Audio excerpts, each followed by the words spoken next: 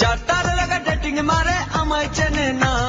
দূরে কিংবা কাছে যে যেখানে বসে আমাদের এই অনুষ্ঠান শুনছেন, সবাইকে জানাই মোহাম্মদ রাহুল মিয়ার পক্ষ থেকে অনেক অনেক শুভেচ্ছা। আমাদের আজকের অনুষ্ঠানে এসে গেছে অনেক নামি দামি শিল্পী, যারা একে একে পরিবেশন করবেন শ্রোতাদের মন ভোলানো গান।